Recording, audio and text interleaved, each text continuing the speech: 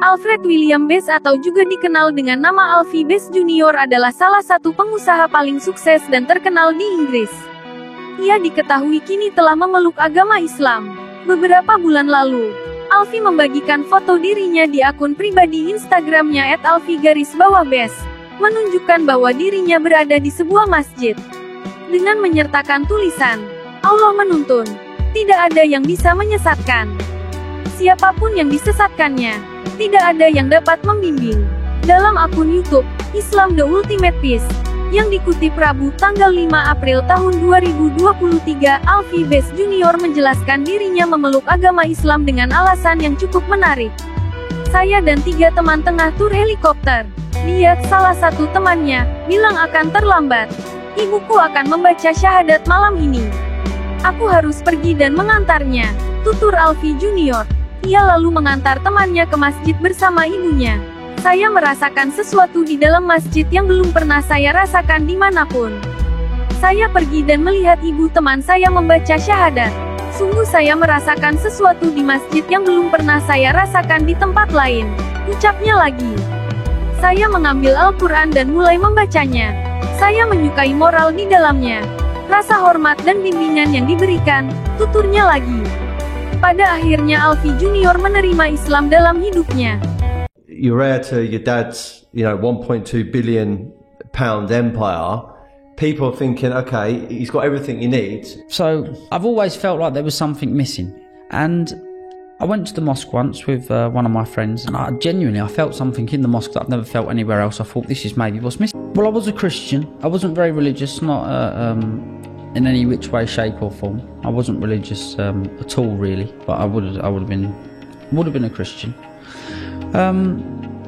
So, cut a long story short, I've always felt like there was something missing, and I've never really had anybody to pull my reins in, to give me the do's and the don'ts, and real life guidance. I went to the mosque once with one of my friends, and his mum took his shahada, and I walked in, I said, I'll come in, I'll look, I'll see what it's all about. I'm very open-minded, and I felt something in the mosque that I've never felt anywhere else. I thought, this is maybe what's missing. So I took a Quran and I started reading it, and I love the morals, the respect and the guidance that it actually gives you. And I thought that, I'm compatible with that. It suits me. When I took my shahada, I was actually asked by the imam, what brought me to Islam, or what asked me the same question, why did I convert or revert? And the answer was simple. Do you know what I mean?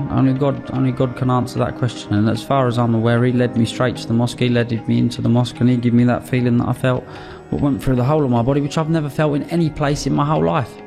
أشهد أن لا إله إلا الله وحده لا شريك له وأشهد أن محمدا رسول الله. Has it helped you in business converting over to Islam? It's helped me in all areas of my life. And I think that was all areas of my life, through being a better person, through getting up in the morning, through praying and feeling relieved and emptying my mind. It's a form of meditation, should you say, and you to spend a bit of quality time with God is a beautiful thing. It tries to make you a better person, and before you're about to sin, you have a conscience, which really I've never had. And I've never felt very good getting up in the morning and praying. It's a stress relief. When you're working as hard as I do, daylight to dark, it gives you like I can't even explain it, but it's after you've prayed, it's like a sense of relief, like you've got something done, like maybe get something that's a weight on your mind if you suffer with a little bit of anxiety. After you've prayed, it seems to have cleared, no sex before marriage, it advises you not to drink alcohol. When was the last time you had a drink? Before I took my shahada, but I haven't drunk since. Okay. I haven't drunk since. I'll tell you this. I went in a shop, and I'm not sure if they were Pakistan or whether they were Indian or Afghanistan. I wasn't sure. But I saw the daughter working behind the counter, and I saw the son, and I could tell they were related. Do you follow me? Yeah. And the son working on the other counter, and there are two counters. Ini The bukan mother and matahari ya, father tapi stacking anak. the shots. And I can't help myself. I love business, but I love entrepreneurial people. But more than that, I love entrepreneurial families that are living it, breathing it, eating it, succeeding in it. Yep. And trust me, these weren't taught to be doing this. They were just doing it, and it was becoming natural. And the daughter was competing against the brother. And I stood there for nearly 15 minutes in the shop, to the point that the father walked over and said, "Are you going to buy anything?" And I said, "I just want to compliment you on," he said, "What on?" I said, "On your business." I said, "It's run like a fine-tuned machine." And I said, "I can see and he started laughing. And he said, "How did you notice?" We got chatting, and he knew who I was when we started talking. And he said, introduces me to his family. But to me, that gives me great pleasure in seeing, and that is what we're missing in the UK. That type of entrepreneurial spirit. Yeah. Being Spirit filtered in. kewirausahaan. So, if we go back to Alfie, he said to me once, two things. He said to me, "You work harder than me." He said, "You've got more drive than me." He was about 10 or 12. I went, "Don't be silly." I said, "You're only saying that because you see me where I am now, and you see yourself where you are." I said, "Success isn't a lights out, a lights on. That's called a knockout. Yeah. That's called a knockout." I said, "You can't knock everybody out." I said, "Be prepared to do the 15 rounders when you need them. Be prepared to put the rounds in with the fights." So not every fight's going to be easy. I said, "And trust me, my blood runs through your veins." And I swear to you, every word of that has come true. He has worked his way. He's grafted his way. You know, when he decided to become a Muslim, What did you ask me on this? was that something that I endorsed? Not particularly. Because I'm not concerned about faith, religion, creed or colour.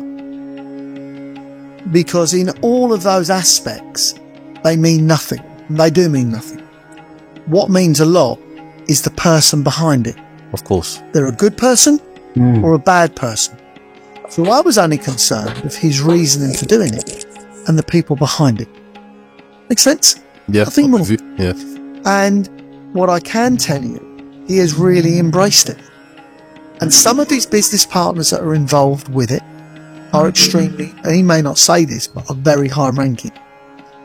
So the benefits have been from an emotional, personal part, which I think have helped him. And I think he's found something that he embraced, but he's also made it viable as well. That's important. Do you think, like, you know, when children are almost like growing up around wealth, or they see wealth, not necessarily handed it to them, but they can see that, you know, we're well off in the family. Do you think it loses hunger within them? So, you know, if we had to relate this to Alfie as he's growing up, you know, you're successful. Do you think it affects his or knocks his hunger at all to succeed more than you? I don't know. There's a lot of poor people out there that are still poor. There's a lot of rich people out there that are still rich. And there's a lot of rich people out there that became poor. I never met a poor man that became poor. He stayed poor. He's always poor. Does that make sense? Yeah, I'm with you, yeah. For me, doesn't matter where you're from, It's the fire in the heart that's going to take you where you're going. Yeah. Can we be born in better places? Absolutely. Would I choose to be born somewhere else than being born as a gypsy on the side of the road? Or would I prefer to the other extreme to be Prince William? Hey, put me in the royal family every day. Yeah. How did you, we're talking about expansion now, where we're from. How do you plan to expand your businesses? How comes? How do I plan? How many have you got now? 119. 119. 119 parks, 16,000 residents. 16,000 residents across, that's just the UK, right? Just the UK. That's, And just think about this. This is not a data fanatic where people go 16,000. I've got 70,000 followers. Millions. yeah, it's nothing. This is real people that live in real homes on our parks. They're like living on towns. So when I go there, does it make me very proud? It makes me immensely proud that a company like Wildcrest has just driven so hard forward. Where do you want to take it to then? Because that's just the UK, and the UK is such a small, tiny island in comparison to the whole world. For us, or for me, it's how far can I go? Yeah. So it will be global. We are going to America. We are going to go to Belgium and Holland. They're going to be the next places. We will go as far as we can. There's no reason not to. And it's not for the money anymore. What's it for then? Just to help people? No, because we're changing families' lives. I'm changing their lives. So I get to leave a small legacy. I change their lives, save their lives. I like to think that we're not helping people, we're helping families. Yeah. In my own view. Yeah. You asked me if I can go back to Alfie. Yeah. I said there was two things and I gave you one. The other was me and Alfie, and he was about 8 years old. We were walking down the Las Vegas Strip. Now he was surrounded by wealth. It's been hard, but surrounded by it, because I'd go without food in the cupboard to get the next deal done. Mm-hmm. Even when we had money.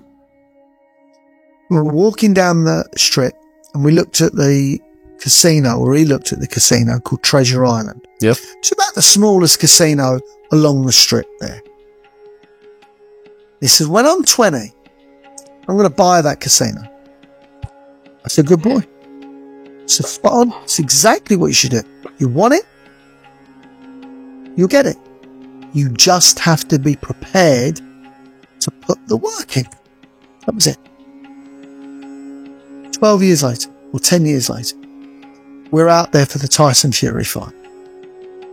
The same spot, within a few meters. We're walking down, he looks up. I swear I was thinking the same thing. Not the same thing, but I was thinking of the conversation that me and him had had. Took place, yeah. He went, do you remember, Dad? So I looked up.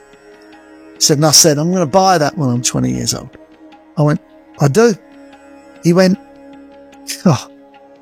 He said, I couldn't dream how much work and effort it takes to get to something like that. He went, it's virtually impossible. I went, stop. Never say that. It is possible. Just because you've had it hard selling mats out the back of a van, I said, doesn't make it impossible.